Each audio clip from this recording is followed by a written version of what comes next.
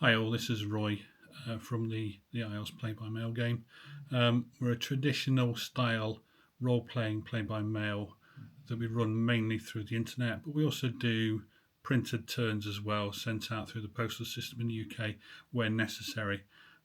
This is just a brief rundown of what's been going on in the past 2 or 3 months. Not a great deal has been going on that's significant, that's earth shattering, but we've had plenty of turns done. I've got the turnaround down to a reasonable extent. So this is just an update on what's going on within the game. One of the biggest things that we've done in the game recently has been release of the Sediment, which is a new newsletter I'm going to try and do every 4 months or so, and that's going to be interspersed with various rumours of the Isles and stuff that will be going onto a Discord. The main way that we actually communicate these days is either via game turns, via email, or on Discord. Where if you look at the screen, that's the address for the Discord we use, which is the standard play by mail Discord. Facebook, I've got a Facebook page which is not very active, but I put a few things on there every now and then.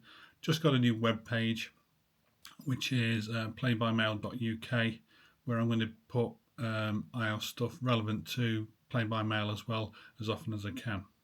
So yeah, at the moment, the biggest thing that's happened in the past few months has been Sediment, which has been our newsletter.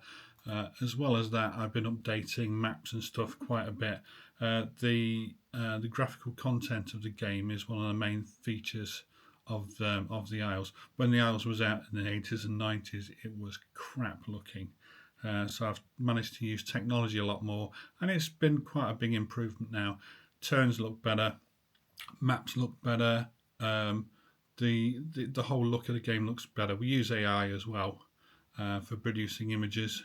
None of them obviously are copyrighted to the us. We're not allowed to copyright them, but we use AI images as well, just to give decent representation of what's going on in people's turns, what's going on in Islanders, what's going on in rumours, which are our news items that we put on Discord and on Facebook quite regularly. And we also use AI to a certain extent just to play about with stuff. The main content that we do are the turns that I process, and also Mark processes a few as well. He does about 9 or 10 turns a month, just catering for the people who are in his area, which is mainly just off Ilanthor. Ilanthor is the main island that the game is based on. So looking at the next thing, yeah, this is just a representation. Looking at that, that's the new type of map that I'm doing.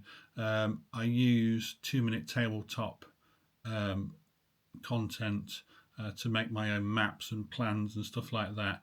It's useful because in a lot of the times in older play-by-mail games, there was no real representation of what was going on. Now we've got decent maps, and you can specifically go to one particular point on the map and know what's there, which is quite handy. These were how they looked before. These were old 2 minute tabletop map content, which were okay, but hopefully they've improved quite a decent amount. One thing that we do quite a bit in the Isles is compare beer glasses, it seems. I seem to get an email or a comment on Discord quite regularly about what people are drinking, what they're doing, that type of thing, which is always good. This is my latest set of glasses, which are the Camden Town Brewery glasses, which they look really dinky, but that's half a pint, and it looks like a thimble on the actual desk. Yeah, so I've been doing lots of maps. I'm trying to start doing plans and stuff specific to players, which is a bit excessive, I'd say, because it takes an awful long time. But if I can get a decent inventory of maps that are specific to players, and I can just drag them out of a folder and give them to a player as representation, this is good. This is one character's main plan, or a segment of their main plan of where they're establishing themselves. This is an old ruin that they've found and that they're going to try and exploit. So it could be that we've got a large mogul, like a 20th century billionaire setting up here, exploiting the old ruins, exploiting the old mines. So yeah, trying to do a bit more of actually producing plans. So players of the game should see a bit more content graphically in their turns over the next few months. all our turns are printable. I print out quite a few for players who still play by mail, but players themselves, this is Elthric, so this is Richard. Um, if you've got a printer, print them out. They are print quality, the PDFs we provide, and they look darn good on paper. So if you want to go down the traditional route, do what Richard's done and a couple of other guys do, and print them out, because they do look really good. The PDFs look brilliant. I mean, the PDFs look really good compared to how the game used to look in the 80s and 90s when we were running it. But these days, PDFs are brilliant. You can actually use them on any computer system as long as you've got a PDF reader. And when they print, they are almost print quality. Really, really good quality. Rumours. A lot of things have gone on, but nothing major. Just minor stuff, niggles against different characters. Poor old Shadow Walker, who's the main protagonist in the game, as a player character, he's being picked on big time at the moment. So we've got a few player characters doing stuff, fighting against Shadow Walker, trying to disrupt what that Shadow Walker is doing. So that's one of the rumours, which was quite active, and a lot of people were talking about. A lot of players, when they do a turn, if they do something they like in a turn, or they want, or they think it's going to be interesting to other players, even if it's just an excerpt from a turn, we'll do a graphic and we'll put a small amount of content in, just to give people more of an idea of what's going on. Not really to tell them what's going on, but give them an idea of what you can potentially do. This is Corvus Corax, who has another name in the game, but his character name is Corvus Corax, and he's basically going back to, he's basically hallucinating about what happened in a specific place at a specific time a while ago, as a reminder. So yeah, we're using graphics. We're trying not to just stick with just black letters on a white page, because it's technology now. It's the internet now. We've got all these applications now, so why not use them? I use Microsoft Word, Microsoft Excel. I use some of the Corel products. I use an awful lot of the Affinity products. I also use AI for producing my images. So instead of just sitting with an old WordPress piece of software that I used to use in the past, I've got all this stuff, so I try and use it as much as I can. This is a good example of an AI picture. I wanted to get a picture of a falcon on a fence post overlooking a nice bit of scenery, which looks similar to the north side of Elanthor as you're going into the woods. So I've literally told the AI to produce a peregrine falcon on a fence post overlooking Misty Valley in what is typically the Peak District, which is the national park that I live in. And it produced this. And again, we've got another excerpt from a turn by Corleth, who's one of the well-established players who's been around for quite a long time.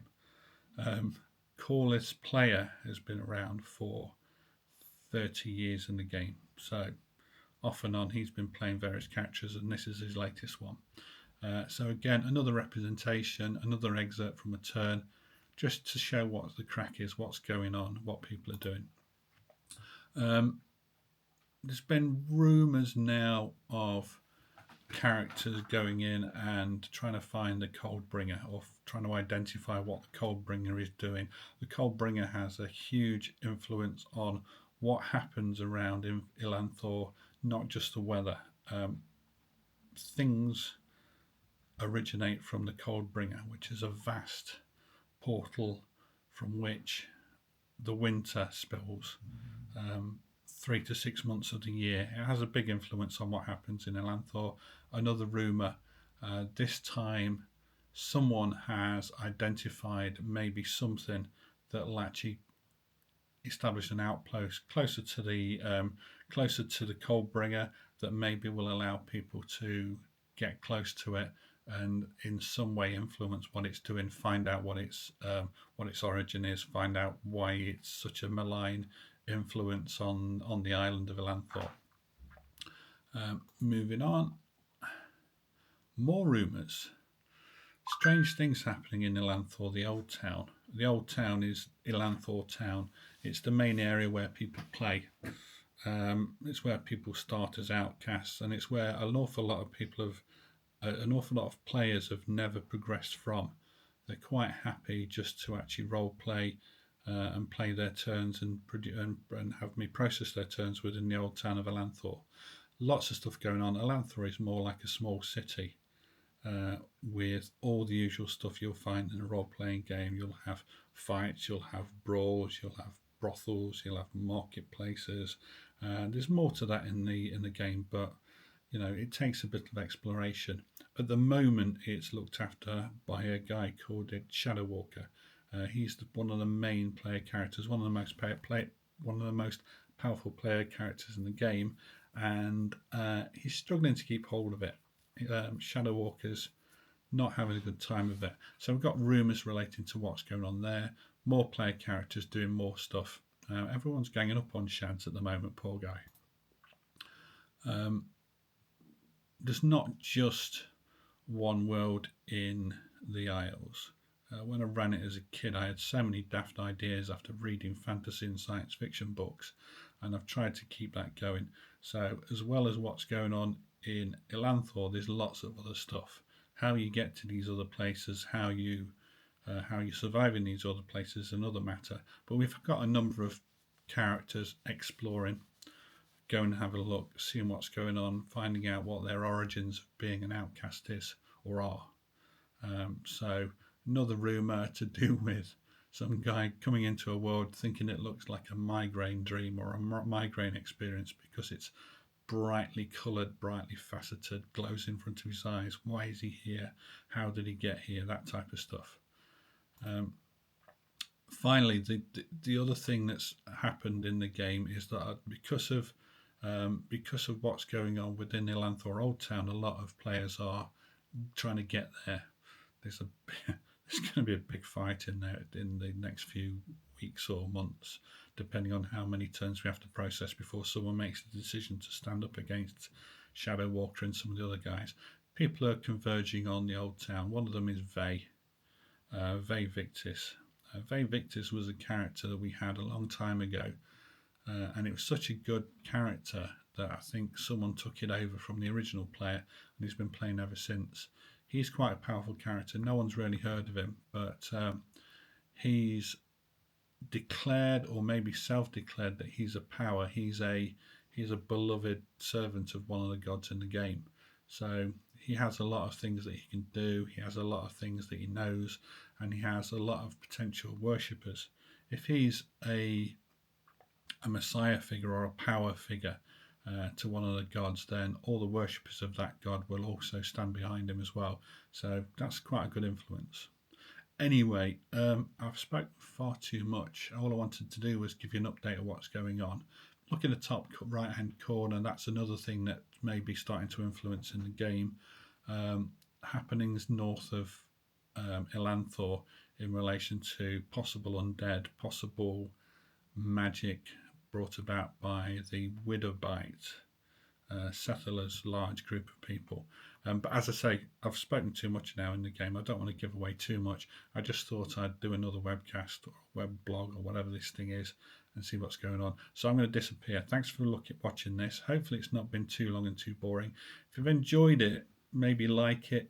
And if you want, follow me also on YouTube, because I'll try and put more on here. I also post some content about some of the ramblings I do. I'm a bit of a hill walker, so I'll go out and post some video of that as well.